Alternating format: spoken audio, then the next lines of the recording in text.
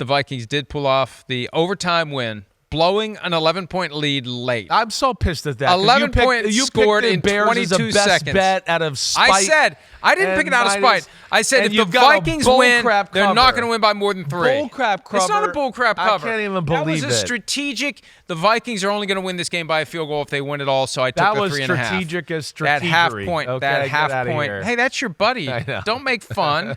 Don't make fun of your buddy. He's my buddy, I know. 30-27, the Vikings win the game, and it's a testament to, and the Vikings have had several of these this year where they're up, foot comes off the gas pedal, right, but they still find a way to close it out. And they've now won 4 in a row since losing 2 in a row. So they got a 5-game winning streak, 2-game losing streak, 4-game winning streak, 3 straight games on the road, which that used to be the kiss of death for the Vikings. You get them out of the dome and they couldn't do anything.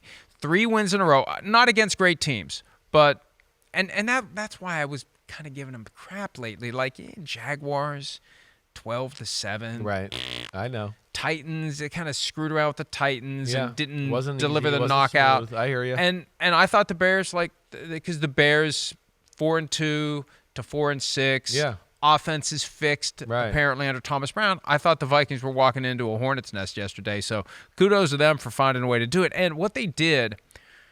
Hey, if you're going to take away Justin Jefferson, okay, fine. Career day for Jordan Addison. 8 catches, 162 yards, and a touchdown. Yeah, I mean, this game was crazy. A lot like the Washington Cowboy game we'll talk about, where it was like for 3 quarters, it was kind of just like, hey, a ho-hum. Okay, the Vikings are controlling the game. They're winning. And then the fourth quarter just went into absolute craziness, back and forth, big plays. We had drop punt that set up the Vikings for a short field score at one point, I think, to make it 24-10. It had it all. Sam Darnold did play well. The one thing I'll say that I liked about what the Vikings did yesterday is it's good to see them feature some other guys. It can't be Jordan Jefferson week in and week out. Or Justin. I know. Damn it. Justin Jefferson. You can sometimes throw the ball to Mario Addison. Right. Oh, you're such a jerk because I said that last night on football. And it really pissed me off that I said that. But they need to get Jordan Addison and Hawkinson going to open up Justin Jefferson and make them a more dangerous, complete offense altogether. I do think it becomes a little Justin Jefferson-centric. I think the quarterback, Sam Darnold, can be, I'm going to pat the ball 4 more times and wait for Jefferson. They get these other guys involved and get going that way, and then the Aaron Jones run game, that's when you guys are at your best and a real pain in the ass to defend on the offensive side of the ball. Mario Addison was a defensive end who started his career with the Bears, so I can understand why you see a Bears game and you think of Mario Addison. That's the problem. I have gotten to the age where there's double 68 career sacks for Mario Addison. He was a good player. He was a good player, and I know I said it last night at the very end of the show when I was talking about Jordan Addison, and I did the Viking highlight just a few minutes before that and called him Jordan Addison the whole time. It made me mad. I threw an interception in the clutch at the end of Football Night in America. It shouldn't make you mad. Either way, I'm getting old enough to where I'm getting multiple names, right? You get multiple. I remember that guy from 20 years ago, that 30 years ago, same last name. You really sound old when you talk like that. I remember. Remember when. Back in my, I would like to clubber lang you right now. That's the first time you've ever gotten the piano. The piano for him, not me. Look, I don't know how. Did it far make you the feel Vikings any better yesterday? Do you feel any better? No. I'm good enough to wear the sweatshirt on the show, but well, yeah, just because I'm having fun, and it was the last thing I had in my bag. So, here's the thing that I really liked. Yeah, because we go through this whirlwind, as somebody once said. Yes. As part of his strategery to botch the English language, we get guys on the phone. And it's a challenge to try to get something that they haven't already said at their press conference or in the locker room or whatever. And the thing that impressed me, the thing that stood out to me late in the game, Sam Darnold gets injured. Nick Mullins comes in, unfazed, unflappable, throws the ball to Aaron Jones. 3rd and 13, key play, up 8. Right. The Bears had just scored a touchdown. There was plenty of time left for them to force overtime. Right.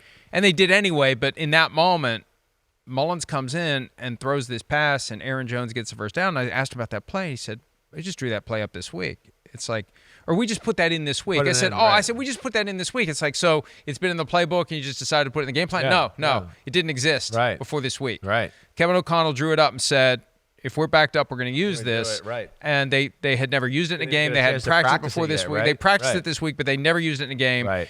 And he said, I've never had so much space after I caught a pass in my life. And that's what great play designers and play callers do. They know how to come up with a play that will work against this defense under certain circumstances. That's right. I know when to call it. Right. And he didn't hesitate to call it when Nick Mullins was in there. He's got guts. I mean, he definitely has that.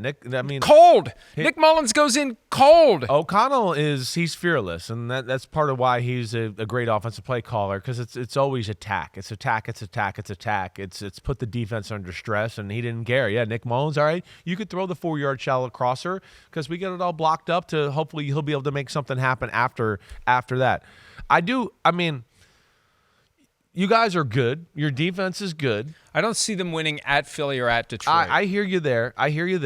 I think, too, the other thing is Caleb Williams played good yesterday. Let's not forget about that. They've got him on the right track. He really was. He made a few throws in the game where there was the touchdown of the 2-pointer near the end was a Mahomes play. Yes, there was that. There was a throw down the middle in the fourth quarter. There was a few throws on the run that I know we were all like, oh my gosh. He has a few throws every game where I go, I don't see the ball on the TV screen. He throws it so hard and so fast.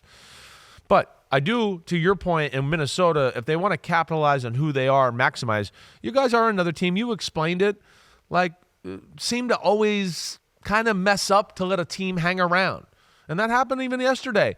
Yesterday, drive down the field to start the football game. Aaron Jones fumbles on the 1-yard line going in the score. Remember that? Those are the things where you can get a Bears team that's ready to collapse, close to collapse. You start to pile on them early and get them going. They kind of gave them a little bit of life there early where they could have took wind out of their sails. But Minnesota seems to do that a lot, was my point, and let teams kind of hang around maybe when they're outplaying a football team. There was a 4th down late where they went for it instead of kicking a field goal or something and gave the ball back to the Bears. And it's like, they're up. I think they were up 14 or something at the time, or up 11, whatever it was. Right. It opened the door they were up 14 at the time. It opened the door for the Bears. It was 24-10. The Bears scored, and they went for 2 and didn't get it. The play you love, the analytic go for 2 when you're down 14. But they didn't get it. But that's where the vibe started to change. It's like, we could still have a game here. And that's, I've said this many times, but it's true. We get caught up in total points, and we make it seem bigger than it is. Right. If we think of it in terms of soccer or baseball, it's number of scores. 24-10 is 2-0. Yeah. That's it. That's right. And all of a sudden 2-0 can become 2-1. And then the next thing you know, it's 2-2. And it doesn't matter what stage the game is in. And we saw the Bears do it. Again, they scored 11 points in 22 seconds to force overtime yesterday, and the Vikings stopped them on the opening drive. And ultimately, they had a couple of key conversions, keep the drive alive, get in position, long pass to T.J. Hawkinson, allowed John Parker Romo. I think I'm getting all 3 names correct in the right order. John Parker Romo kicks the game-winning field goal. So the Vikings have 3 straight home games. Cardinals, Cousins, Week 14. That's going to be something. The Falcons come to town. The Bears, Monday Night Football, might go to that. Might fly out of here after the show. Okay. Go to Minnesota, go to the game, do the show the next morning, come home. Makes for a long weekend, but I may have to do that. Monday Night Football at Seattle. Never easy to go play in Seattle. Packers at home, Week 17. I have a feeling that's going to end up in the 4:25 p.m. Eastern spot, Week 17 on Fox. It can't be flexed into prime time because the prior Vikings-Packers game wasn't on Fox. There's all kind of weird rules that come into play with broadcasting. And then at the Lions to wrap the season, and who knows what that game is going to mean. It may mean nothing for both teams by then. That's one of the things that we've seen now that they have 7 playoff teams and 17 games. Most of the playoff tree is set. It's just like that last team or like this one, like who wins this division. But 1, 2, 3, 4, 5, we may know most of the playoffs by the time we get to that last game, which has the potential to be an awesome game if it means anything. Yeah, no, you're right. It has seemed to be set. And I think the one thing we've kind of lost, the unintended consequence was only having the one team have the first round bye and all of that, is We used to really enjoy the who's going to get the other bye, right? Who's going to get the number 2 seed to get that other bye and then only have to win 2 games to go to the Super Bowl. We've lost that, which always probably added another 2 or 3 games on the weekend to go, oh, the number 3 team could be the number 2 team if it shakes out. Or if the number 2 and number 3 team lose, the number 4 team could be the number 2 team and get the bye. That's some of the theatrics we've lost with the new playoff format. Oh, yeah, and there have been years where like a team could be anywhere from – well, there was one year I think the Chiefs could have been anywhere from 1 to 6 or something like that. It's just weird, right. But we don't see that as much now. More games, teams are separating, at least this year, more quickly than usual, and I don't know that there's going to be much. I think the NFL is going to be beside itself the final couple weeks of the season. I don't think there's going to be much undecided. There's going to be little pockets like the NFC West, but it isn't going to be the high drama of all these teams packed together and – 25 teams still in it. I think it's going to be, there's 14 playoff teams. It may be 17 still in it by the time we get to the final couple weeks of the season. Hi, it's Mike Florio. Thanks for watching PFT on YouTube. Hit subscribe for the latest news and analysis from Pro Football Talk.